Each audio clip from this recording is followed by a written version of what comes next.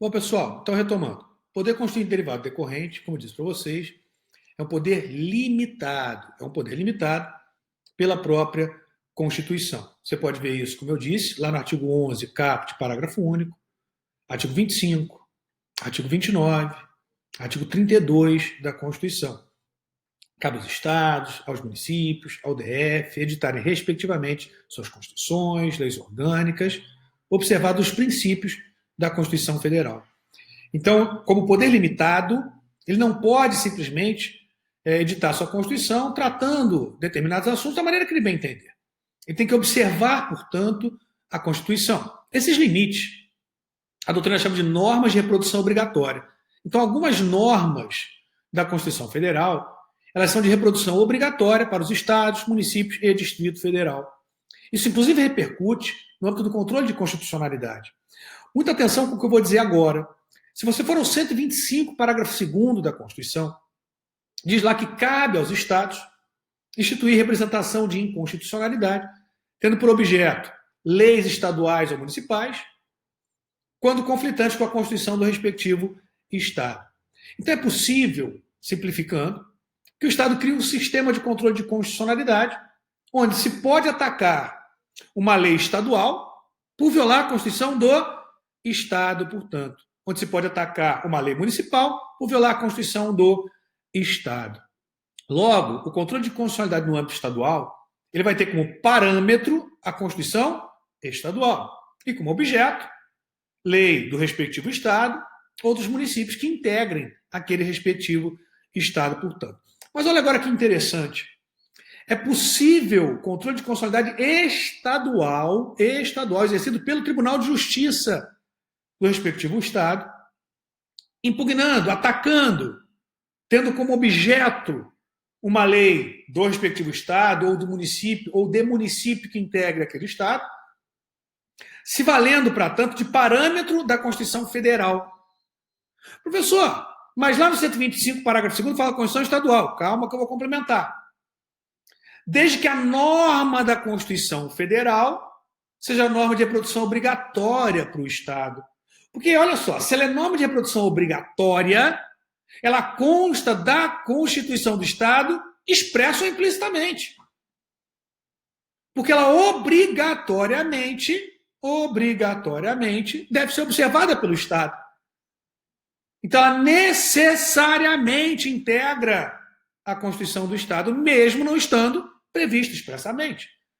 Então, é possível, nesse caso, quando se tratar de norma da Constituição Federal, de reprodução obrigatória para os Estados, que o controle de constitucionalidade estadual, exercido, ou melhor, sob a competência do Tribunal de Justiça, o Tribunal de Justiça vai exercer, portanto, esse controle. Então, é possível propositor de uma ADI estadual atacando uma lei estadual ou municipal, utilizando como parâmetro não uma norma que conste expressamente da Constituição do Estado, mas uma norma da Constituição Federal. Claro, quando da propositura da ação, é necessário que fique demonstrado que aquela norma é, sim, uma norma de reprodução obrigatória. Se for, ela pode ser utilizada como parâmetro para o controle de constitucionalidade concentrado, abstrato, estadual, portanto, com base no 125, parágrafo 2º da Constituição Federal. Então, o poder constituinte derivado decorrente é um poder limitado. Deve observar determinadas normas constitucionais consideradas de reprodução obrigatória para os Estados. São princípios constitucionais de reprodução ou de observância obrigatória para as entidades da federação, limitam, portanto, a autonomia das entidades federativas. São eles: princípios constitucionais sensíveis. Você encontra, como está aí, vou ler para vocês, lá no artigo 34, inciso 7, que trata, inclusive, da intervenção. A regra é não intervenção, como dissemos, tá? Mas aqui a possibilidade excepcional de intervenção. Olha o que diz lá no 34. A União não intervirá nos Estados nem no DF, exceto para. Então, a regra é a não intervenção. Tá? Inciso 7. Assegurar a observância dos seguintes princípios constitucionais. E aí vem, por exemplo, a linha C. autonomia municipal, portanto.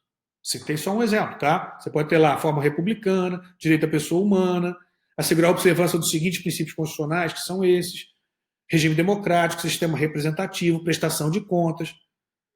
Então é possível que a União promova intervenção no Estado quando o Estado, por exemplo, violar um princípio constitucional sensível. Sensível à estrutura federativa. Princípios constitucionais sensíveis, aqueles indicados, como eu coloquei aqui para vocês, artigo 34, inciso 7 da Constituição. Então, os princípios constitucionais sensíveis limitam a autonomia dos Estados. Segunda ordem de limitação, princípios constitucionais estabelecidos. Princípios constitucionais estabelecidos. Ele limita a auto-organização dos Estados federados. Podem ser subdivididos, aqui é muito importante, em vedatórios, mandatórios e decorrentes. Os vedatórios vedam algo, proíbem algo. Por exemplo, 35, o Estado não intervirá em seus municípios, nem a união dos municípios localizados em território federal, exceto para. Então é vedatório, está vedando a intervenção. É a regra. Tá? Então, um princípio constitucional estabelecido de caráter vedatório. Vamos ver outro. Artigo 19. Não vou ficar vendo todos, tá? Porque já estão indicados aí para vocês. Vou ver mais um, 19. Mais um exemplo. Também não indiquei todos os exemplos, tá? Não é exaustivo. 19. É vedado à União, aos Estados, ao DF e aos municípios. Inciso 1. Estabelecer cultos religiosos, igrejas, subvencioná-los, embaraçá-los do funcionamento, manter com eles ou seus representantes relações de dependência ou aliança, ressalvada na forma da lei, a colaboração de interesse público. Inciso 2. Recusar fé aos documentos públicos. Inciso 3. Criar distinções entre brasileiros ou preferência entre si. Então, por exemplo, é vedado a um Estado, ao município, ao Distrito Federal, que estabeleça um concurso em que o desempate vai depender de você ter ou não nascido naquele Estado. Então, empatou, todo mundo igual. Aí tem um candidato carioca, um candidato paulista, um candidato mineiro. O desempate é aquele que nasceu no Rio. Não pode. Porque você estaria estabelecendo, veja só, distinção entre brasileiros. Preferências entre si. Não pode. Trata-se de um princípio constitucional estabelecido de caráter vedatório. Ele limita a auto-organização dos Estados federados. Limita, e vou além, tá? Não só dos Estados, óbvio, né? Das entidades federadas fica até mais técnico do que Estados federados. Pode até corrigir ali. Colocar entidades federadas, para não ficar só os Estados federados, portanto. Também temos princípios de caráter mandatório, que determinam um fazer mandatório, um comando. Vamos ver lá. Exemplos. Artigo 27.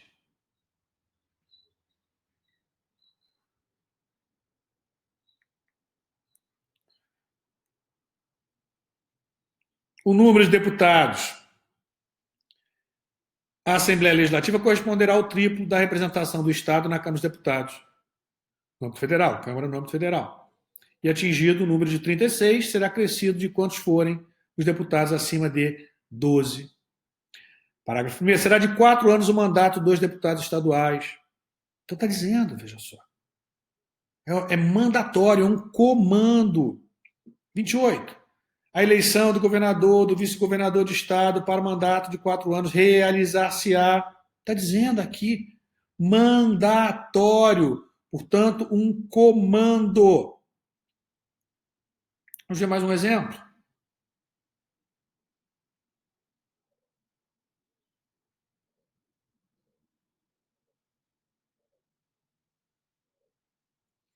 A 31. A fiscalização do município será exercida pelo Poder Legislativo Municipal. Mandatório, olha só. Então, vimos vedatório, vimos mandatório. Agora, por fim, decorrente. Dignidade humana, pluralismo político, separação de poderes, direitos fundamentais. São aqueles princípios constitucionais estabelecidos na Constituição Federal que se aplicam também a todos os entes da federação, que decorrem, portanto, da Constituição Federal e se aplica a todos os entes da federação.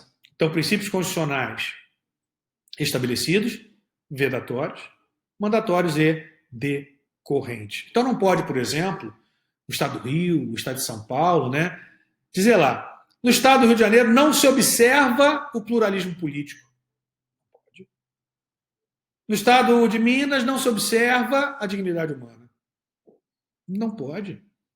Porque são princípios que decorrem da Constituição Federal e, consequentemente, se aplicam também a todos os entes da federação.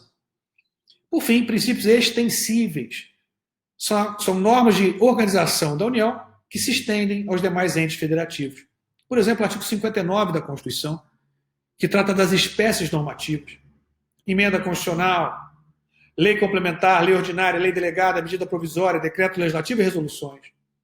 Não podem, portanto, as entidades federadas criarem outras espécies normativas. Não pode criar um decreto-lei no âmbito municipal, portanto. Então tem que seguir esse padrão da Constituição Federal que se estende a todos os entes da federação. Então vimos aí os limites ao poder constituinte derivado decorrente. Dentre os limites, destacamos como princípio de reprodução obrigatória, de observância obrigatória, até gosto mais assim. Embora se fale mais norma de reprodução obrigatória, eu prefiro princípio de observância obrigatória. Princípios constitucionais sensíveis, princípios constitucionais estabelecidos, vedatório, mandatório e decorrente, e princípios constitucionais extensíveis. Repartição de competências. Bom, a repartição de competências, que é característico das estruturas federativas, ela se baseia na teoria da predominância do interesse. Então, a distribuição de competências, ela leva em consideração o interesse predominante. Se o interesse for predominantemente nacional, quanto àquela respectiva questão, competência da União. Se o interesse for essencialmente regional, dos estados, é conferida, portanto, aos estados da federação. Se o interesse for mais localizado, interesse local, portanto, a competência é conferida aos municípios. Se o interesse englobar tanto o âmbito nacional, como estadual, regional e local, a competência é conferida a todos os entes da federação. Por isso que a gente tem competências comuns, que alcançam simultaneamente todos os entes da federação. Competências concorrentes, onde a União legisla sobre normas gerais, estados sobre questões específicas, municípios suplementando a legislação federal e estadual para atender interesse local. Então você tem uma distribuição de competência baseada na teoria da predominância do interesse. Essa teoria que é o fundamento para a distribuição de competências constitucionais na Constituição brasileira. Então, seguindo lá no quadro, a federação é consubstanciada pela repartição constitucional de competências. Já vimos. Isso é, a medida do poder político do Estado Federal, de sorte que as matérias de prevalecente interesse nacional, regional ou local tocam, respectivamente, a União, Estados e municípios, a teor do princípio da predominância do interesse entre as entidades federativas. Nós podemos falar em repartição de competências horizontal, que indica que a repartição implica a compartimentação do poder político no Estado Federal pela distribuição de matérias distintas entre entidades federativas, indicando competências exclusivas ou privativas. Eu já havia falado lá no comecinho para vocês. Então, competência exclusiva ou privativa indica competência horizontal. Por que horizontal? Porque você faz isso e você faz aquilo, horizontalmente. Não estamos juntos. Tá? Você não tem aí uma relação vertical entre as entidades da federação, mas uma relação horizontal. Então, competências exclusivas e privativas são competências de natureza horizontal. Então, retomando lá, vou pegar do começo para vocês, a repartição de competências em plano horizontal implica a compartimentação do poder político no Estado Federal, pela disseminação de matérias distintas entre as entidades federativas, encerrando as competências exclusiva e privativa de cada unidade da federação. Por outras palavras, competência exclusiva é indelegável, enquanto a competência privativa é delegável a outro ente estatal, uma vez satisfeitas todas as condições ao deslocamento da competência federativa do delegante para o delegatário. Vamos ver aqui os exemplos lá na Constituição. Artigo 21 e artigo 22 da Constituição. 21, competência exclusiva da União, e 22, competência privativa da União. Diz lá no artigo 21, compete à União, por exemplo, inciso 2, declarar guerra, celebrar paz. 3, assegurar a defesa nacional. O interesse aqui é regional, o interesse é municipal ou é predominantemente nacional? Predominantemente nacional. Então, é uma competência exclusiva, que não é passível de delegação. Já no 21, nós temos lá, compete privativamente à União, no 21, desculpe, no 22, compete privativamente à União legislar sobre, privativamente, legislar sobre a competência conferida à União. Ela é da União. Excepcionalmente, pode não delegar essa competência aos Estados da Federação. Olha o parágrafo único, delegação que vai depender de lei complementar. Olha o parágrafo único, portanto, da competência privativa. Olha lá no parágrafo único, a competência privativa passível de delegação que se dá por lei complementar. Diz lá no parágrafo único, lei complementar poderá autorizar os Estados a legislar sobre questões específicas das matérias relacionadas nesse artigo. Então, competência exclusiva não é passível de delegação, 21. Competência privativa, conferida à União, é dela, pertence à União. Não podem os Estados, menos ainda municípios, DF, legislarem sobre essas matérias, não podem. Excepcionalmente, a União pode delegar aos Estados competência para legislar sobre essas matérias, desde que para atender interesse específico do Estado, portanto. Já a repartição de competência no âmbito vertical importa o compartilhamento do poder político no Estado Federal pela distribuição de matérias idênticas entre as entidades federativas, englobando as competências comum e concorrente. Então, falando em competência comum e concorrente, como eu já tinha antecipado para vocês, indica a competência vertical entre todas as unidades da federação. Em outros termos, a competência comum é cumulativa, pois as atividades dos poderes nacional, regional, estaduais e local, municipais, não são excludentes. Ou seja, a atuação de um ente federado pode ser adicionada de outro, enquanto a competência concorrente não é cumulativa entre as entidades políticas.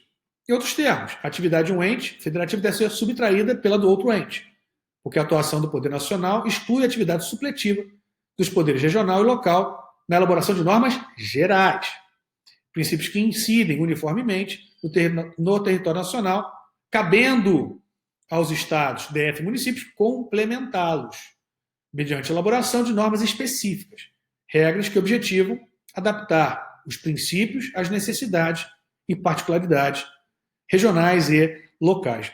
Veja como dispõe a Constituição, respectivamente, nos artigos 23 e 24. Merece atenção especial. Olha lá o 23. É competência comum da União, dos estados, do DF, dos municípios, comum de todos, portanto. Então, não é conferida de forma segmentada a um ente específico, não.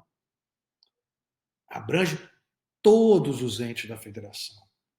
Abrange a União, abrange os estados, os municípios, o Distrito Federal. Haveria aqui um verdadeiro condomínio, olha só. Um condomínio entre as entidades da federação, uma relação de solidariedade entre elas.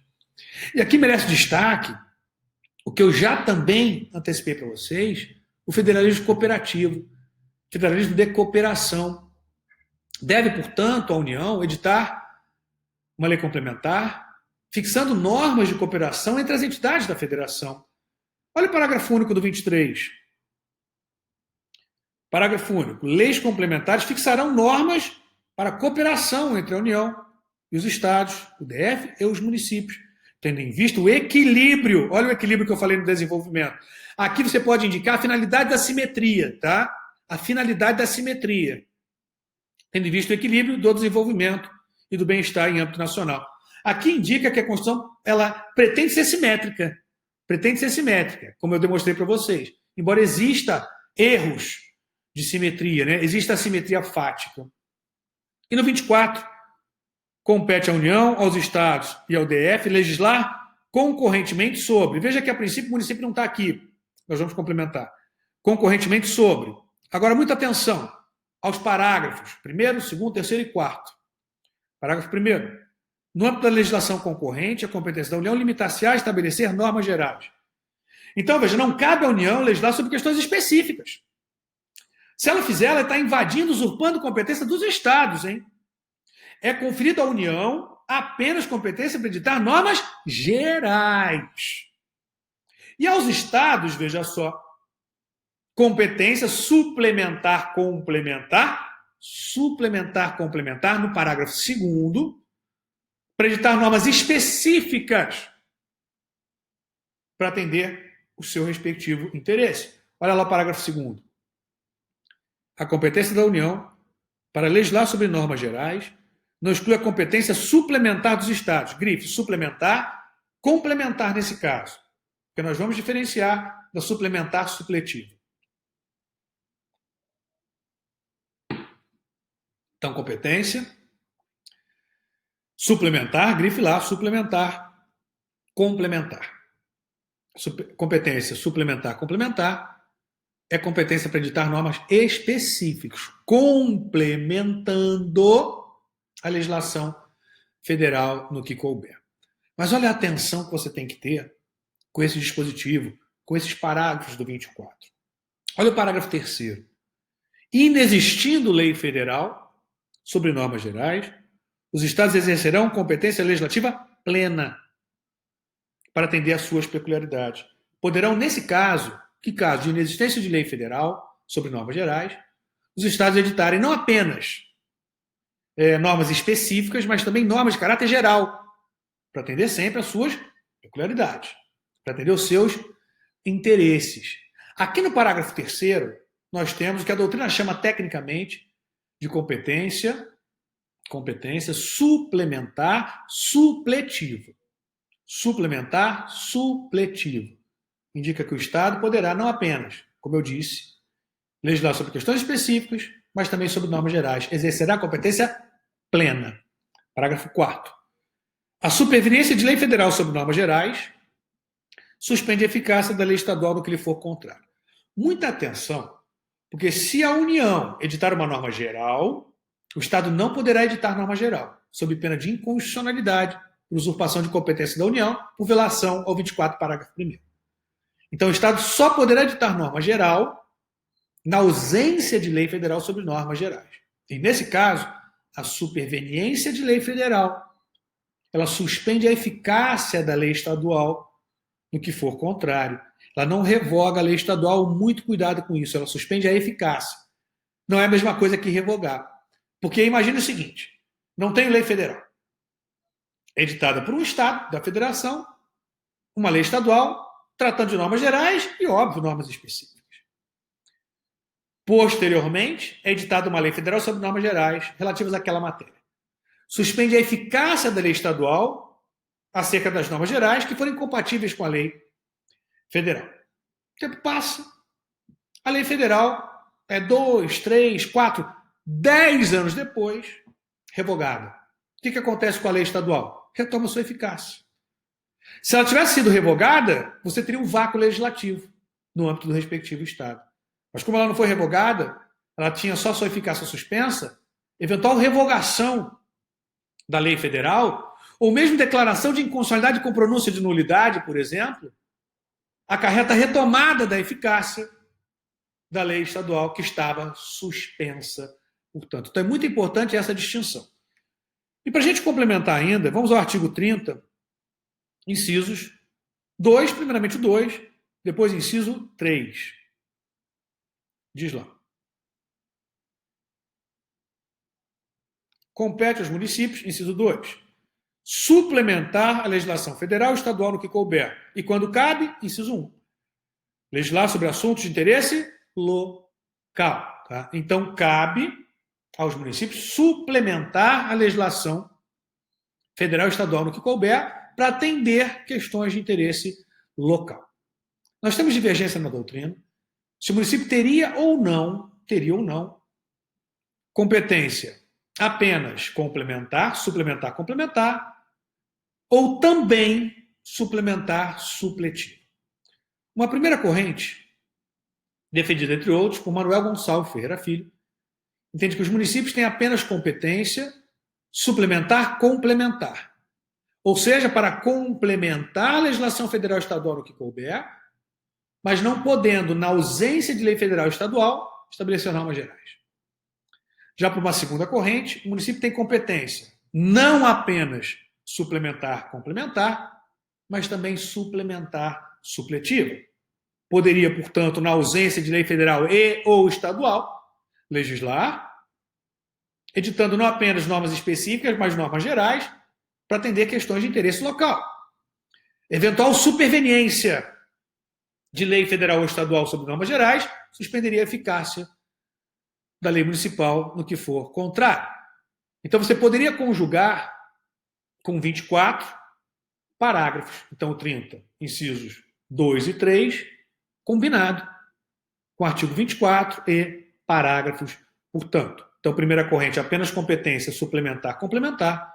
Segunda corrente, também competência suplementar, supletiva. Natureza e exercício das competências constitucionais. Bom, como nós vimos, a competência pode ser dividida em político-administrativa e legislativa. Então, as competências constitucionais podem ser divididas em político-administrativa e legislativa. A competência político-administrativa ela é exclusiva ou comum. Então, respectivamente, artigo 21 ou 23. Já a competência legislativa, ela é privativa ou concorrente. Se você perceber, tem uma alternância. Então, 21, competência político-administrativa. 22, legislativa. Se há alternância, 23, político-administrativa.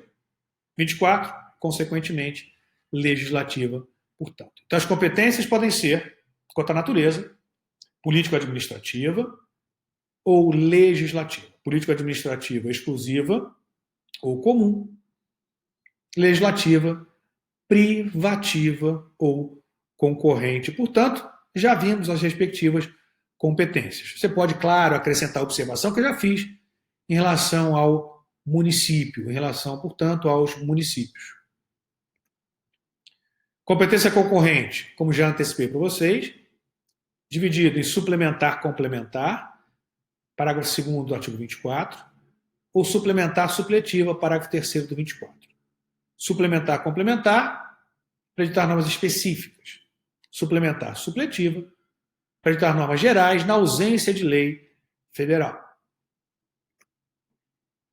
Municípios, legislar sobre assunto de interesse local, inciso 1 do artigo 30 da Constituição. Suplementar, complementar, inciso 2 do artigo 30. Suplementar, supletiva, divergente na doutrina, como indicamos, interpretação em relação ao artigo 30, inciso 2. Dei para vocês as duas correntes.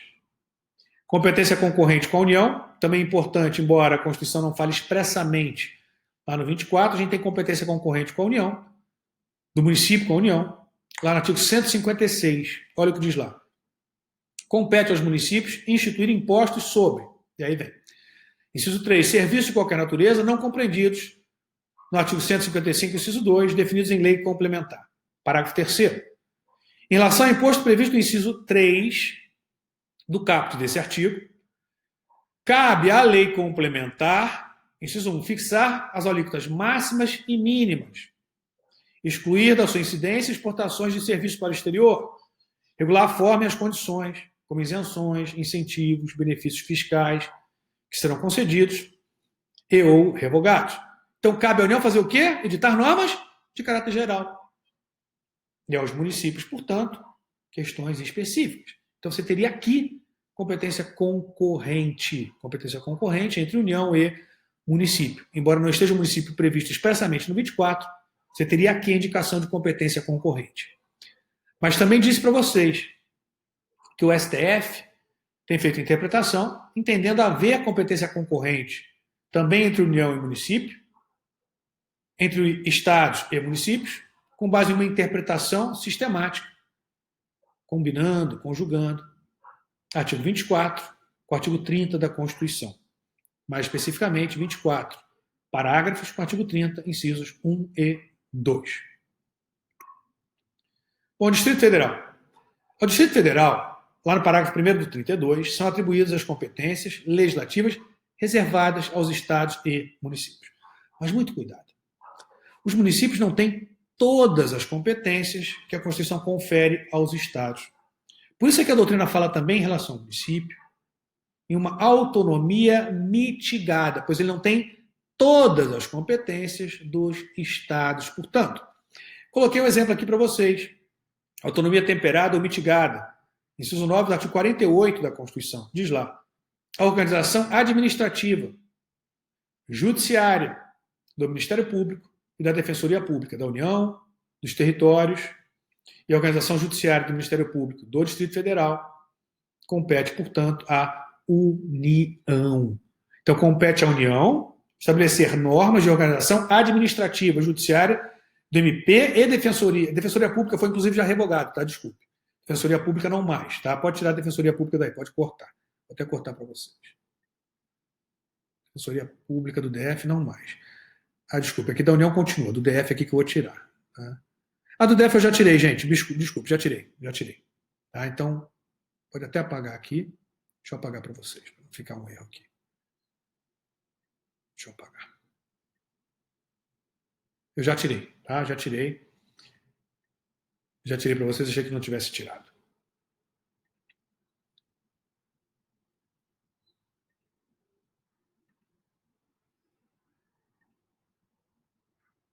Deixa eu retomar aqui para vocês, só porque eu tirei o slide aqui, desculpe. Distrito Federal, voltei. Então, diz lá, compete à União, a Organização Administrativa e Judiciária do MP e da Defensoria Pública da União e dos territórios, e agora sim a parte final que é o que importa para nós, Organização Judiciária e do Ministério Público do Distrito Federal. Antes também constava a Organização da Defensoria Pública do DF, tá? Hoje não mais. Então, cabe à União editar normas sobre a organização judiciária e do Ministério Público do Distrito Federal. No âmbito estadual, cabe aos estados. Então, o DF tem uma competência mitigada, tá?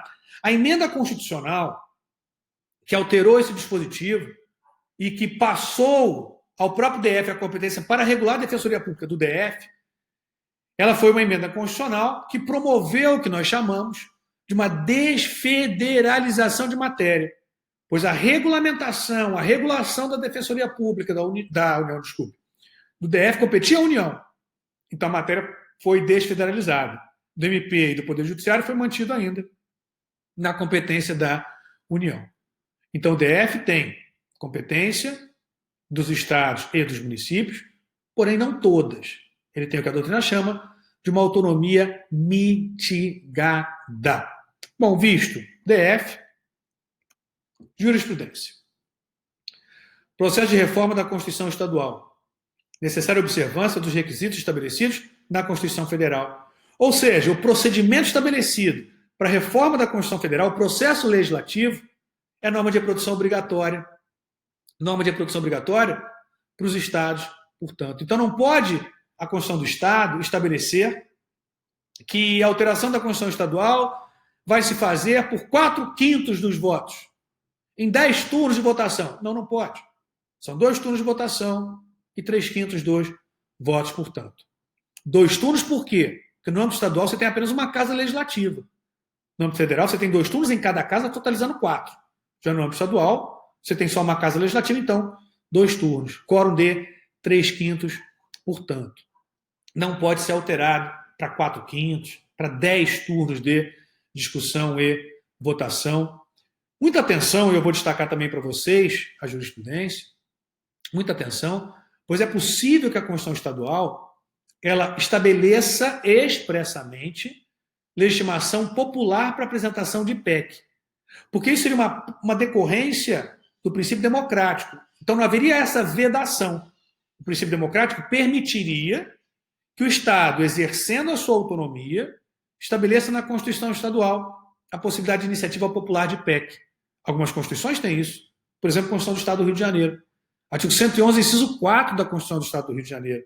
Tem lá a iniciativa popular de proposta de emenda à Constituição do Estado, desde que haja previsão expressa, diz o STF, mesmo não havendo essa previsão na Constituição Federal quanto à legislação para apresentação de PEC no âmbito federal, portanto.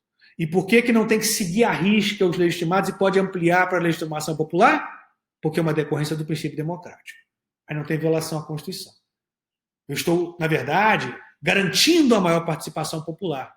Eu estou garantindo ainda mais a força normativa da Constituição Federal. Por isso que não há nenhuma violação à Constituição Federal, não há nenhum princípio da Constituição Federal. Como eu disse, é o contrário. Você está, na verdade, realizando, fomentando, incentivando a participação popular. Você está dando maior efetividade ao princípio democrático. Mas vamos voltar lá. Então, processo de reforma da Constituição Estadual. Necessária observância dos requisitos estabelecidos na Constituição Federal, artigo 60, parágrafo 1º ao parágrafo 5º.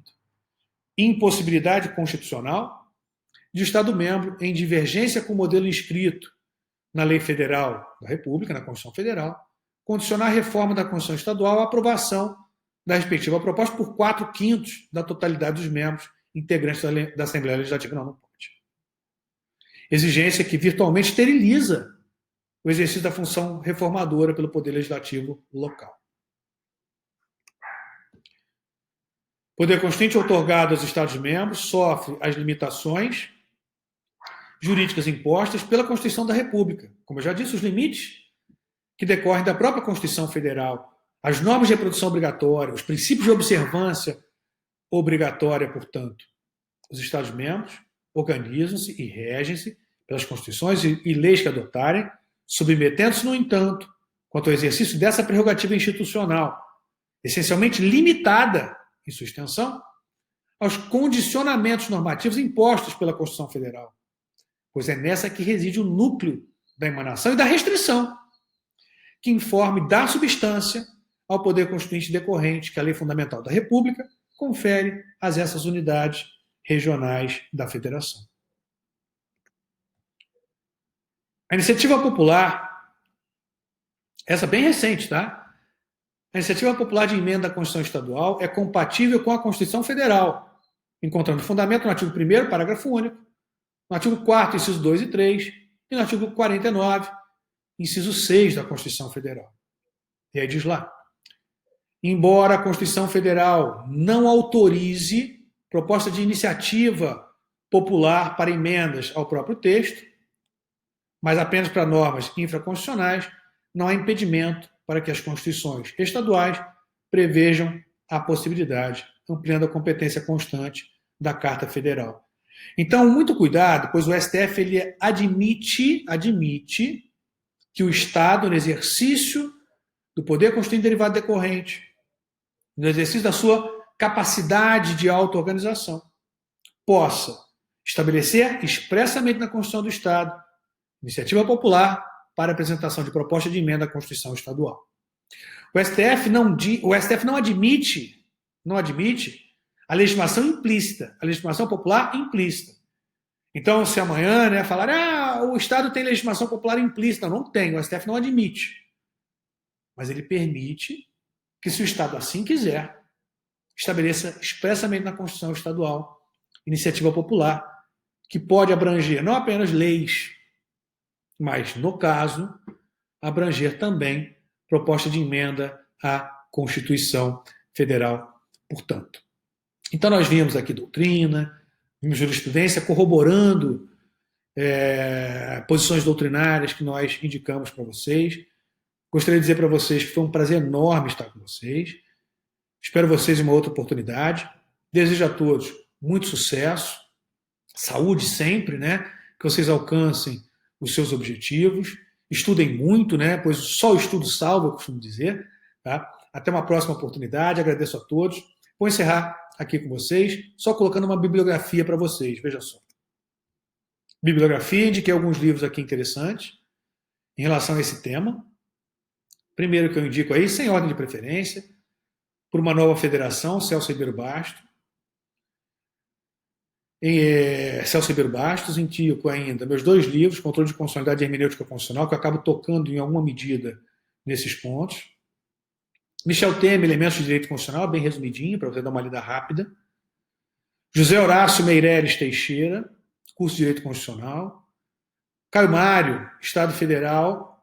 Caio Mário Veloso, tá? Não é o Direito Civil. Estado Federal e Estados Federados na Constituição Brasileira. Diogo Figueiredo, administrativista, aqui do Rio de Janeiro. Competência concorrente limitada. Novamente, Celso Ribeiro Bastos, um município, sua evolução histórica e suas atuais competências. Celso Antônio Bandeira de Mello, discriminação constitucional e competências legislativas, competência municipal, olha lá. Joaquim Castro, competência e autonomia dos municípios, na nova Constituição, como dissemos para vocês. Francis Dori, Le Régime Político et Ancier, desculpe o sotaque, o federalismo e o seu desenvolvimento no ordenamento jurídico, de Rahmatullah Khan, também 2 livros interessantes aqui no Direito Comparado, os 2 em francês, né, mas você encontra eventualmente a tradução em inglês. Português é mais difícil, mas tá, em inglês você encontra com facilidade. Então você tem aqui uma bibliografia também interessante em relação a esse tema. Bom, novamente, pessoal, muito sucesso a todos, muito obrigado pela presença de vocês, por estarem aqui assistindo às nossas aulas, tá? Até uma próxima oportunidade, abraço grande a todos.